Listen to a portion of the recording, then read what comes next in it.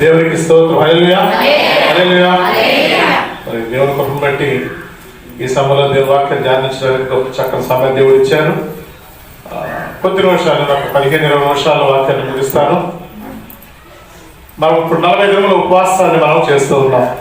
మనం ప్రతి సంవత్సరం కూడా చేస్తున్నాం. ఇది వాడుక చెప్పులు కాదు కానీ, అలవాటుగానో ఆచారంగా కాదు కానీ, ఆత్మ చేత మనము 40 దినములు కూడా దేవుని సన్నిధిలో బలపరచబడాలి. దేని కొరకండి?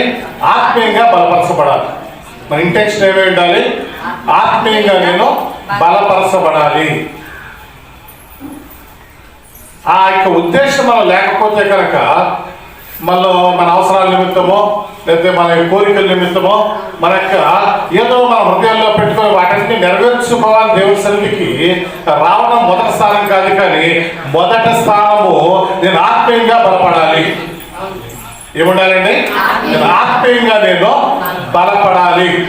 40 దినములు కూడా దేవుని సన్నిధిని విడిచిపెట్టకుండా ఆయనతో సహవాసం చేయడానికి వస్తున్నాం. దేవుని సన్నిధిలో ఉపవాసం అంటే దేవునితో మనము సహవాసము, దేవునితో మాట్లాడటానికి వస్తున్నాం. మనము ఎంతసేపు ఏం చేస్తామంటే, మనం మన ప్రార్థనలన్నీ కూడా దేవునికి నివేదన చేస్తాము. ఏం చేస్తాం? మనం దేవునితో మాట్లాడతాం. అక్కడ తర్వాత ఓపిక తగ్గిపోద్ది. తర్వాత ఏం చేస్తాడు? దేవుడు మనతో మాట్లాడతాడు. హల్లెలూయా. మొదట మనం దేవుడితో మాట్లాడతాము, తర్వాత ఏం చేస్తాడు? దేవుడు మనతో మాట్లాడతాడు. అక్కడే మనం ఏమవుతున్నామంటే సమయాన్ని వెచ్చించలేకపోతున్నాం. దేవుని వైపు చెవికి ఆలకించేటువంటి స్థితి మనము ఉండలేకపోతూ ఉన్నాం.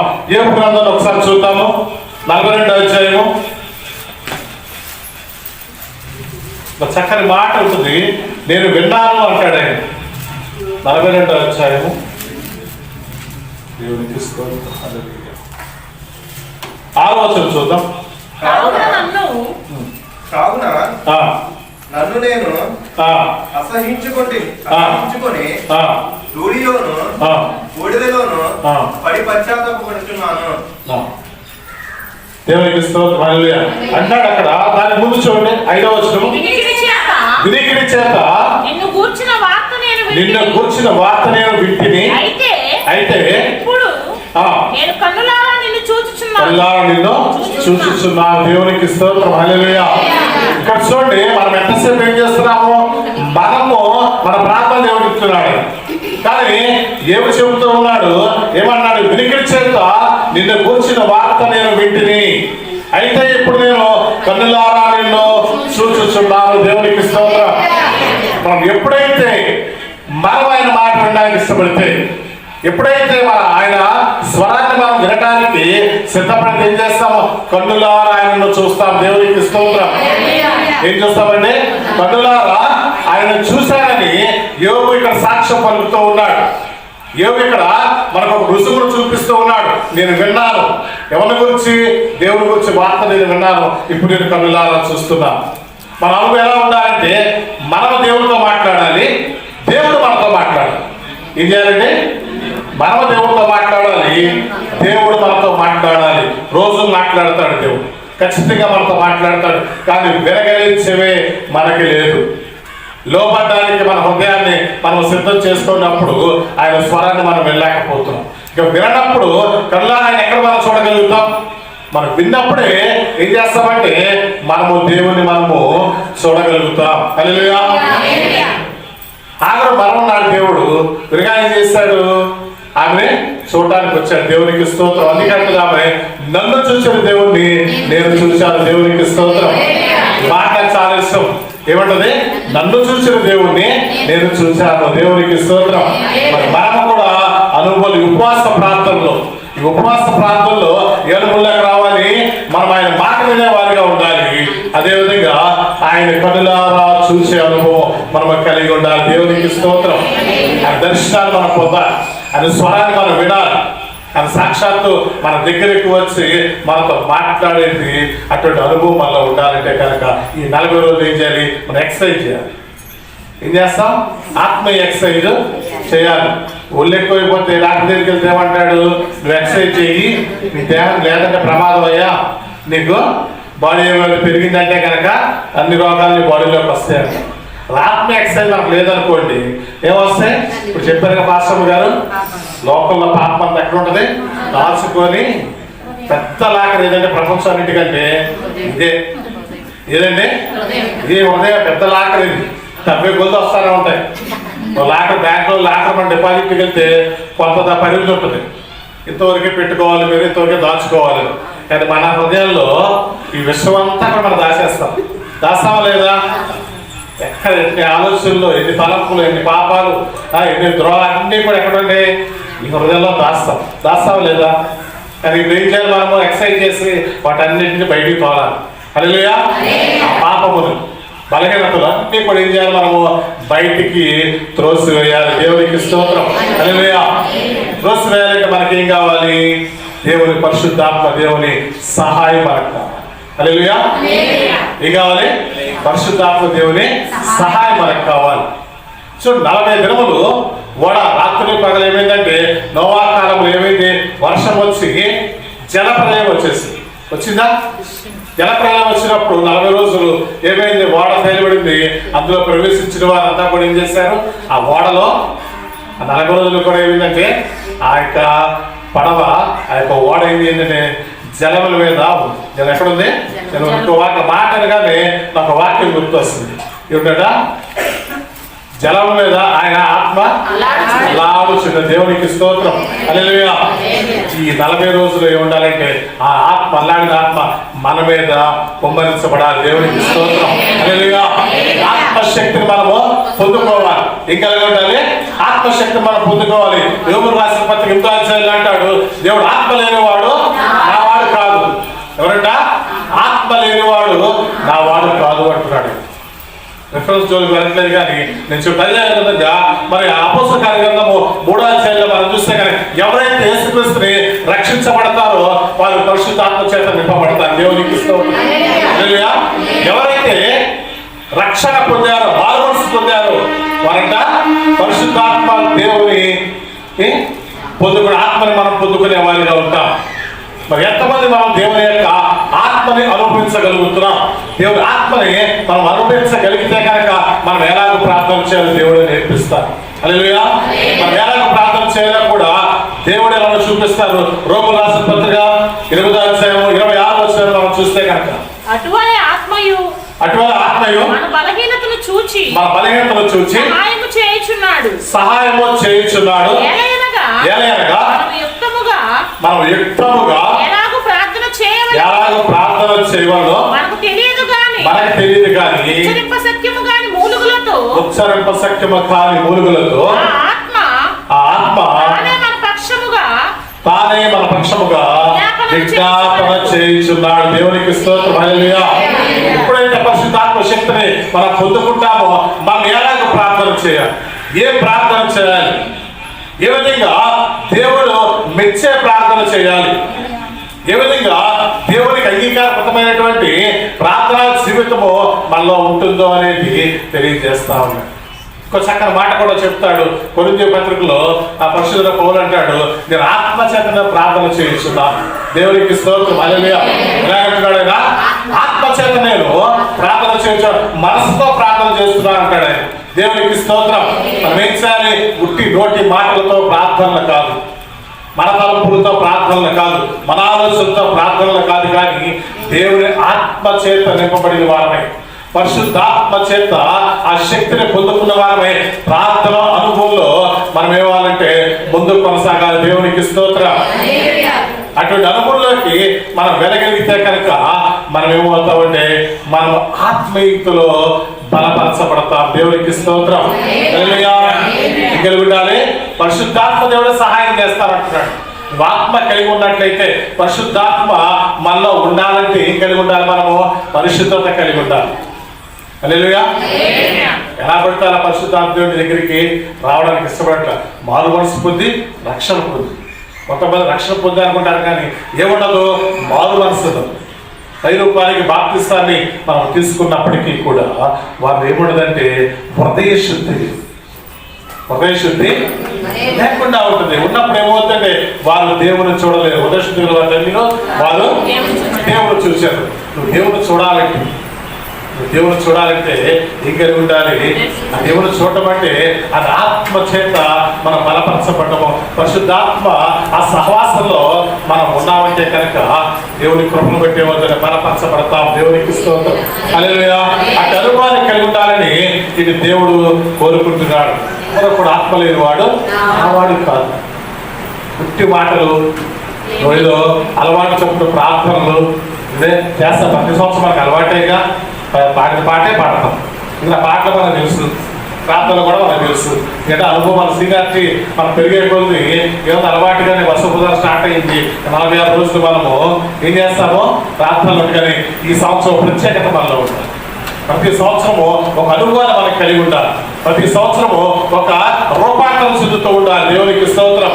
ఎవరిలోకి? లోకంలో ఉన్న వారిగా కాదు, దేవునిలో మన రూపాంతరము చెందేవారంటే ఆత్మ చేత మనము నింపబడిన వారిగా ఉండాలి. దేవునికి స్తోత్రం. ఇక రెండోదిగా మనం చూస్తే వాక్యము చేత మనము నింపబడాలి. దేవునికి స్తోత్రం. హల్లెలూయా. ఏం చేయాలి? వాక్యము చేత నింపబడాలి. మోషే 40 రాత్రులు 40 పగలు కూడా దేవుడు వాక్యాన్ని తీసుకురావడానికి ఆయన దగ్గరికి వెళ్ళాడు. పర్వతం మీద ఉన్నాడు కదా. ఎన్ని రోజులు ఉన్నాడండి? 40 రాత్రులు 40 పగలు కూడా ఆయన ఏం చేశాడు? దేవుడు వాక్యం చెబుతూ ఉన్నాడు, ఇక రాస్తూ ఉన్నాడు. దేవునికి స్తోత్రం. శాస్త్రముని ఆయన లిఖించాడు. ఏం చేశాడు? సాక్షాత్తు ఆ దేవదేవుడే ఆ మోషేకి చెబుతా ఉంటే ఆయన ఏం చేశారంటే దాన్ని అంతా కూడా గ్రహించుకున్నాడు. దేవునికి స్తోత్రం. హల్లెలూయా. మనం కూడా కలిగి ఉండాలి. ఇక కూడా వాక్యం ఈ 40 రోజులు ఇండియాని మనము వాక్యాన్ని మనం బాగా ధ్యానించాలి. హెచ్కేల్ గ్రంథంలో చక్కని మాట ఉంటుంది. హెచ్కేల్ గ్రంథము 3వ అధ్యాయము 1 నుంచి 3 వరకు చదువుతాం. మరియు ఆయన నాతో ఇలా సెలవిచ్చెను, నరపుత్రుడా, నీకు కనబడిన దానిని భక్షించుము. ఈ గ్రంథమును భక్షించి ఇశ్రాయేలు యొద్దకు పోయి వారికి ప్రకటన చేయుము. నేను నోరు తెరవగా ఆయన ఆ గ్రంథము నాకు తినిపించి, దేవునికి స్తోత్రం. హల్లెలూయా. నేను నోరు తెరవగా ఆయన ఆ గ్రంథము నాకు తినిపించి, నరపుత్రుడా, నేను ఇచ్చుచున్న ఈ గ్రంథము ఆహారముగా తీసుకొని దానితో నీ కడుపులో నింపుకొనమని నాతో సెలవేయగా నేను దాన్ని భక్షించి తిని అది నాకు నోటికి తేనె వలె మధురముగా ఉన్నది. దేవునికి స్తోత్రం. హల్లెలూయా. ఎలా ఉందంట? దేవుని గ్రంథము, దేవుని వాక్యము ఎలా ఉంది? మధురముగా ఉన్నది. దేవునికి స్తోత్రం. చుట్టూ తిరిగి దారుల కన్నా మధురమైనది దేవుని యొక్క వాక్యం. దాని ఆసక్తి కలిగి ఉండాలి. మనము దేవుని యందు ఆసక్తి కలిగి ఉండాలి. వాక్యమందు శ్రద్ధ కలిగిన వారిగా ఉండాలి. ఏం చేయాలి? మనము తినాలి. మనకు నచ్చిన ఆహారాన్ని ఎంతగా చక్కని మాట్లాడి భక్షించాలంటే ఆత్రంగా తినేస్తాం. మనం ఏం చేస్తాం? మనకు నచ్చినది మంచి బిర్యానీయో లేదా స్వీట్ కానీ మనకి ఏదైతే నచ్చిన ఆహార పదార్థం ఉందంటే దాన్ని చాలా చక్కగా మనము ఇష్టంగా తింటాం. అవునా కాదా? ఆస్వాదిస్తూ దాని కళ్ళారా చూసుకుంటూ చక్కగా చాలా రుచిగా ఉంది, బాగుంటుంది తలుచుకొని తింటావా లేదా? వాక్యం దగ్గరికి వచ్చేసరికి నేను ఈ సంవత్సరం, పోయిన సంవత్సరం మా చర్చిలో కొంతమంది అందరూ దేవుడు కూడా అందరూ చదివారు. కొంత మధ్యలో కొన్ని నట్లు పడతా ఉన్నాయి. అబ్బా ఇంకా చదవాలా, ఈ రోజే కంప్లీట్ చేయాలా అని కొంతమంది సరుకున్నారు కూడా. కొంతమంది కానీ విడిచిపెట్టలేదు. పట్టువల్ల మొత్తం అందరి చేత కూడా ఈ సంవత్సరం బైబిల్ అంతా కూడా పూర్తి చేయించడానికి దేవుడు తన కృపను అనుగ్రహించారు. దేవునికి స్తోత్రం. హల్లెలూయా. ఎంతేనండి ఆసక్తి కలిగి చుట్టెత్తి దేన్ని విడిచిపెడతాం మనం? దేని వల్లే ఉంటాడు. హెచ్కేల్తో చెప్తున్నాడు. దేవుడు చెప్పినప్పుడు ఆయన సాక్ష్యం పలుకుతున్నాడు. ఆ గ్రంథము నాకు నోటికి దేని వల్లే ఉన్నది. దేవునికి స్తోత్రం. హల్లెలూయా. ఏం చేయాలి? హృదయంలో మనము వాక్యాన్ని నింపుకోం. ఏం చేయాలి? హృదయంలో వాక్యాన్ని మనం నింపుకున్నప్పుడు దేవుని యొక్క 40 దినములు కూడా ఏం చేయాలి? వాక్యము మన హృదయంలో నింపబడితే కనుక మన ముఖములు తేజస్సుతో నింపబడతాయి. దేవునికి స్తోత్రం. హల్లెలూయా. ఆ 40 దినములు సహవాసం చేసి వచ్చిన తర్వాత మోషే కిందకి వచ్చేసరికి ఎవరో కూడా ఆయన ముఖాన్ని చూడలేకపోయాడు. ఒక చర్మం అంతా కూడా గొప్ప విరుపుతో కాంతితో నింపబడింది. దేవునికి స్తోత్రం. ఎవరైతే వాక్యాన్ని ధ్యానిస్తారో, ఎవరైతే వాక్యాన్ని మన హృదయంలో నింపుకుంటారో వారి ముఖములు ఏమవుతుంటే గొప్ప వెలుగుతో నింపబడతాయి. దేవునికి స్తోత్రం. ఈ నలభై దినములు అయిపోయిన తర్వాత ఎట్లా ఉండాలి? మన ముఖాలు ఎలా ఉండాలి? వెలుగుతో నింపబడాలి. మన హృదయమేమో వాక్యంతో నింపబడాలి. మన ముఖములు దేవుని వెలుగు చేత నింపబడే వారిగా ఉండాలి. ఎందుకంటే మనం ఇరుకొని వారు తెలుసుకోవాలి. ఏమిటి? 40 దినములు వారు ప్రతిరోజు మందిరంలో వారు ప్రార్థన చేశారు. ఒక మనిషిని చూడగానే ఒక ప్రత్యేకత మాకు కనిపిస్తుంది. ఒక ప్రత్యేకత కనిపిస్తుంది. మనం నోటితో చెప్పకుండానే వారు సాక్ష్యం చెప్పినటువంటి ఆత్మీయ జీవితంలో మనం బలపరచబడాలి. హల్లెలూయా. ఏమైనా ఆత్మీయ జీవితంలో బలపరచబడాలి. దేవునికి స్తోత్రం. ఇక్కడ హృదయంలో మన వాక్యాన్ని, దేవుని వాక్యాన్ని స్థిరపరుచుకున్నప్పుడు, నింపుకున్నప్పుడు మన ముఖములు దేవుని వెలుగు చేత నింపబడతాయి. దేవునికి స్తోత్రం. హల్లెలూయా. ఇక మూడోదిగా మనం చూస్తే విశ్వాసముతో నింపబడాలి. ఏం చేయాలంటే విశ్వాసముతో. విశ్వాసము ఎందుకంటే మాకు అందరికి విశ్వాసం ఉంది కాబట్టి ఇక్కడ కూర్చున్నాం, నమ్మకం ఉంది కాబట్టి మందిరానికి వచ్చాం అనుకోవచ్చు. కానీ విశ్వాసము పరిపూర్ణంగా ఉండాలి. నామకార్థమైన విశ్వాసం వల్ల ఉండకూడదు. వచ్చా? నామకార్థమైనటువంటి విశ్వాసం వల్ల ఉండకూడదు. ఎలా ఉండాలి? కాలేబు యెహోషువలాగా విశ్వాసం ఉండాలి. మరి ఏం చేశారు? కనాడ దేశానికి వెళ్ళి 40 రోజులు సంచారం చేశారు. 2 రోజులు 40 రోజులు చక్కగా ఒక గోత్రకథ నుంచి 12 మంది వెళ్ళారు. ఎంతమంది వెళ్ళారు? 12 మంది కూడా వారి దగ్గరికి వెళ్ళారు. ఆ దేశమంతా సంచారం చేశారు. అన్ని యోగక్షేమాలన్నీ కనుక్కున్నారు. ఎక్కడ ఏ విధంగా ఉంటాయి, ఏ విధంగా ఆ దేశం అంతా కూడా ఏ విధంగా ఉందానంతా కూడా వారు గ్రహించుకున్నారు. మరి రాగానే మోషే దగ్గర రాగానే ఏమంటున్నారు? వాళ్ళు వీళ్ళు 10 మంది అంటున్నారు, అబ్బాయి మేము మనవలాగా వారు ఉన్నత దేవులే ఉన్నారు, వారు నెఫీలు వలె ఉన్నారు, ఉన్నత దేహాలు కలిగి ఉన్నారు కనుక వారిని మనము జయించలేము. ఏమన్నారు వాళ్ళు? 10 మంది కూడా జయించడం. కానీ కాలేబు యెహోషువ ఏమంటున్నాడంటే మన శక్తి సరిపోతుంది. దేవునికి స్తోత్రం. హల్లెలూయా. ఏమంటున్నారు? మన శక్తి సరిపోతుంది. ఎవరు వారు జయించడానికి మరి ఎంతమంది ఉన్న అవసరం. కానీ మన దేవుడు మన పక్షంగా ఉన్నాడు. నా దేవుడు నా పక్షంగా ఉన్నాడు. మన విశ్వాసంతో ఎంత నమ్మకం. 10 మంది ఏమో మనం వల్ల కాదు, మన శక్తి చాలదు, మనం వారి ముందు మిడతల్లాగా ఉన్నాం, మనము మనకంటే ఉన్నత దేహాలు కలిగిన వారిగా ఉన్నారు. అది వీరి విశ్వాసం ఎలా ఉందంటే అది ఎంత జటిలమైన సమస్య. అది మన జీవితానికి ఎంత వ్యతిరేక పరిస్థితుల్లో ఉన్నా కూడా ఇక్కడ కాలేపడుతున్నాడు. మన శక్తి సరిపోతుంది. దేవునికి స్తోత్రం. హల్లెలూయా. ఎప్పుడైతే మీలో వాక్యం నింపబడినప్పుడు, దేవుని ఆత్మ నీ చేత నీలో నింపబడి ఉన్నప్పుడు నీ హృదయంలో నీ విశ్వాసము కూడా పరిపూర్ణతలోకి వస్తుంది. దేవునికి స్తోత్రం. అటువంటి కృపని మనం కలిగి ఉండాలి. నింపుకోవాలి. విశ్వాసాన్ని మనము నింపుకునే వారిగా ఉండాలి. చూడండి ఎట్లా ఉండాలంటే 60:12 చూస్తే కనుక మన దేవుడు సూర్యకార్యములు చేస్తాడు. దేవునికి స్తోత్రం. హల్లెలూయా. కీర్తన 60:12 మేము సూర్యకార్యములు జరిగించడము. సూర్యకార్యములు జరిగించిన ఎవరి ద్వారా? దేవుని ద్వారా. దేవునికి స్తోత్రం. హల్లెలూయా. విశ్వాసం ఎలా ఉండాలంటే నేను చేసేస్తానండి, ఇదంతసేపు ఈ పని ఎంత అని మన మీద మనం ఆధారపడడం కాదు, కానీ దేవుడు చేయగలడు. నా జీవితాల్లో ఏ పని నాకు చేయగలడు. ఇక్కడ చూస్తే వీరికి ఎటువంటి అవకాశం లేని స్థితిలో ఉంది. 10 మంది చెబుతున్నారు వారు మన వల్ల కాదు, వారు మనకంటే ఉన్నత దేవులే ఉన్నారు, వారి ముందు మనం విడతల్లా ఉన్నామని చెబుతున్నారు. కానీ ఈ కాలేబు యొక్క విశ్వాసం ఏమిటంటే 40 సంవత్సరాలు 40 రోజులు అది తిరిగి వచ్చాడు అక్కడ. కానీ విశ్వాసం మన దేవుడు సూర్యకార్యము చేయగలడు. దేవునికి స్తోత్రం. అద్భుతమైన కార్యం చేయగలడు. దేవుడు వాగ్దానం చేసిన వాడు నమ్మదగిన దేవుడు. దేవునికి స్తోత్రం. అటువంటి విశ్వాసంతో మనం నింపబడి ఉన్నప్పుడు మనం ఖచ్చితంగా దేవుని కార్యాలు చూడగలుగుతాం. ఆ విశ్వాసము మనలో ఉండాలి. అదే రీతిలో పౌరభక్తుడు కూడా ఏమంటున్నాడు? నన్ను బలపరిచిన వారిని నేను సమస్తమును చేయగలను. దేవునికి స్తోత్రం. ఎవరు మనం బలపరిచేది? దేవుడు. యేసయ్య మాత్రమే మనం బలపరిచే దేవుడిగా ఉన్నాడు. ఆయన మనం బలపరిచినప్పుడు మనకు అసాధ్యమంటే ఏది లేదు. సమస్తము కూడా సాధ్యం. ఎటువంటి భయంకర పరిస్థితున్నా కూడా దేవుడు అన్నింటినీ కూడా సానుకూలపరచగల సమర్థుడే దేవుడు. దేవునికి స్తోత్రం. ఈ కలిగి ఉండాలి. మన విశ్వాసంతో మన హృదయము మొదటిది ఆత్మ చేత మన హృదయము నింపబడి ఉండాలి. రెండవది వాక్యము చేత మన హృదయం నింపబడి ఉండాలి. మూడవది పరిపూర్ణ విశ్వాసము చేత మనం నింపబడి ఉన్నప్పుడు మనం ప్రతిదీ కూడా చేయించగలుగుతాం. హల్లెలూయా.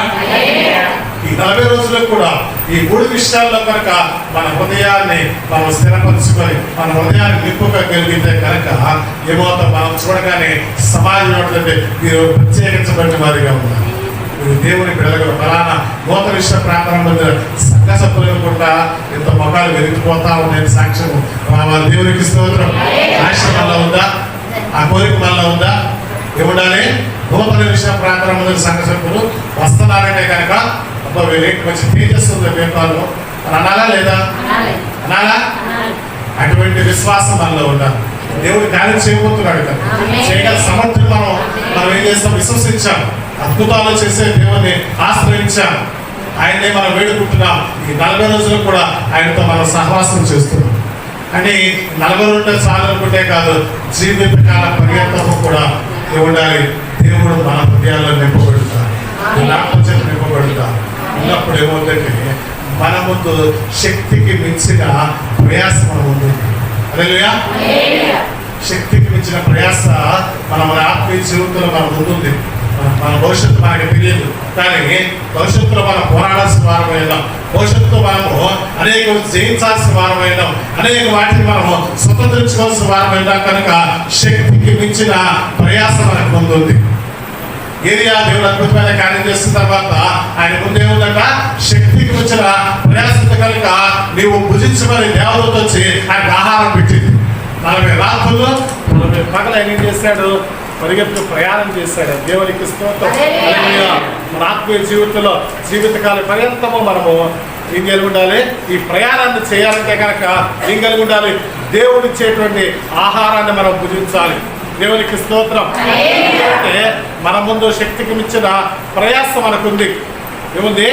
మన సామర్థ్యానికి మించి మన శక్తికి మించినటువంటి ప్రయాస మనకుంది కనుక మనం ఆత్మని కలిగి ఉండాలి, వాక్యాన్ని నింపుకోవాలి.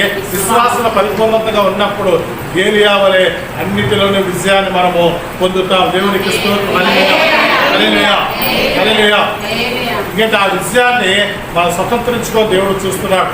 ఎందుకంటే విజయం ఇవ్వడానికి దేవునికి మాత్రమే సాధ్యము. దేవునికి సాధ్యమా కాదా? అన్ని విషయాల్లో విజయం ఇవ్వడానికి. చివరిగా ఒక వాక్య భాగం చదువుకొని ముగించుకున్నాను. రోమిలకు రాసిన పత్రిక 2వ అధ్యాయం 37వ వచనం చదువుకుంటాం. 8:37. మనల్ని ప్రేమించిన వారి ద్వారా మనం వీటన్నిటిలో ఏంటంటే అత్యధికమైన విజయాన్ని మనము పొందుతున్నాము. దేవునికి స్తోత్రం. మనల్ని ప్రేమించిన వారి ద్వారా మనము వీటన్నిటిలో అత్యధిక విజయమును పొందుతున్నాము. దేవునికి స్తోత్రం. ఏంటంటే అన్నిటిలోనూ దేవుడు అత్యధికమైన విజయాన్ని ఇవ్వడానికి దేవుడు సిద్ధంగానే ఉన్నాడు. దేవునికి స్తోత్రం. దేవుని కొరకు విజయం కొరకు దేవుడు సన్నిధికి వచ్చాడు. ఈ విషయాన్ని కావాలని దేవుని సన్నిధికి వచ్చి ఉపవాసం ఉండే ప్రార్థన చేయాలని తీర్మానం కలిగి ఉన్నాము. వాటన్నిటిలో కూడా దేవుడు విజయాన్ని ఇవ్వడానికి ద్వారా క్రీస్తు యేసు ద్వారా మాత్రమే మనకు అత్యధికమైన విజయాన్ని దేవుడు ఇవ్వడానికి సిద్ధముగా ఉన్నాడు. దేవునికి స్తోత్రం. విజయాన్ని పొందాలని మరి మనమందరం కూడా విజయం పొందాలి. అందరికీ ఆశ ఉంది. విజయం పొందాలంటే ఏం చేయాలి? ఆత్మీయ ఎక్సర్సైజ్ కూడా చేసినప్పుడు దేవుడు ఖచ్చితంగా మనకు విజయం ఇవ్వడానికి సిద్ధంగా ఉన్నాడు. 3 విషయాలు గుర్తుపెట్టుకుంటే కనుక మరొకసారి చెప్తారు. ఆత్మతో మనం నింపబడాలి, వాక్యం చేత మన హృదయం నింపబడాలి, విశ్వాసం చేత మన హృదయం నింపబడినప్పుడు అత్యధికమైన విజయాన్ని మనము పొందుకుంటాం. ఎందుకంటే మన ముందు శక్తికి మించిన ప్రయాస మనకున్నది కనుక ఆ ప్రయాసంలో దేవుడు అత్యధిక విజయాన్ని ఇవ్వడానికి సిద్ధంగా ఉన్నాడు. దేవునికి స్తోత్రం. విజయాన్ని పొందుకుందామా? యేసుక్రీస్తు నామములో మీరందరూ కూడా దేవుని అత్యధిక విజయాన్ని పొందుదురు గాక.